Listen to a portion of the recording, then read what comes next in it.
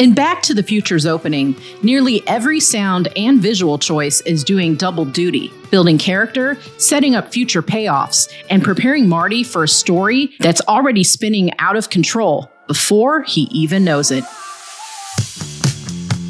Welcome to Cinematic Language. Today, we're dissecting why these first 5 minutes are one of the smartest setups in movie history.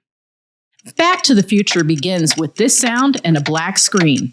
The ticking immediately locks us into the film's obsession with time, but it also feels like a countdown, as if something explosive is approaching in a matter of minutes. As the image appears, we see a man chugging alcohol, a strange detail, until you remember Red the Bum. Crazy drunk driver. Then comes the first major visual foreshadowing, a man hanging from a clock tower. This clock looks like a cat, representing Lorraine hunting Marty, her little Calvin Klein mouse. How did you know I was here? I followed you. Another looks like a lamb just as Thomas F. Wilson's name appears on screen. Could this be a clue that George will be a lamb to slaughter when he shows up at that diner? If that sounds like a stretch, fair enough. But if the clock is a dog, that may work even better because George's master has just arrived. This newspaper clipping tells us a lot about Doc before he even appears.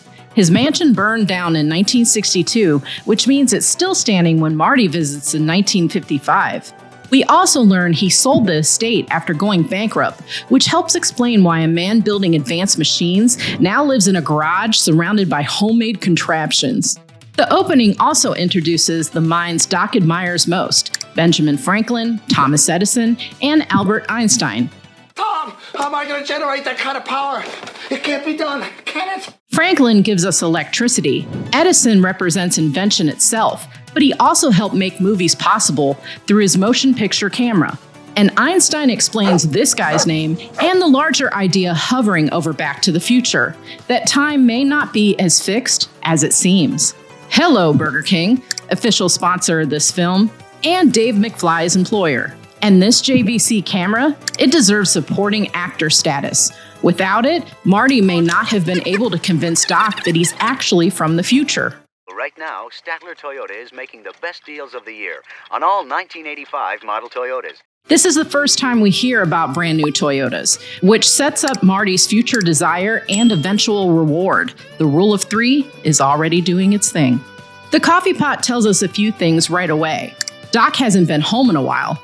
His life is messy and chaotic, and Marty is about to end up in hot water with his mom. Doc, are you trying to tell me that my mother has got the hots for me?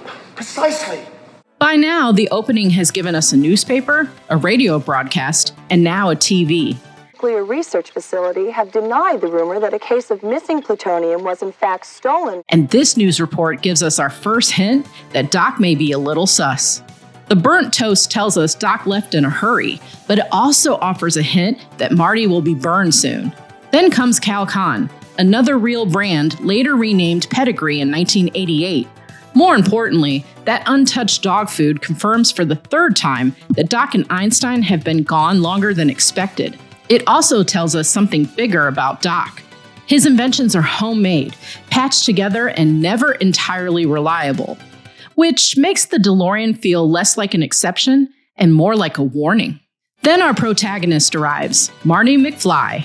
At first, we only see part of him, a subtle visual choice that fits a character who has no idea how much of his own story is still hidden from view. Then comes the bigger reveal. The stolen plutonium was never a clerical error. Doc is officially shady, which explains his sudden disappearance. Marty tries to go into overdrive, but he's rejected.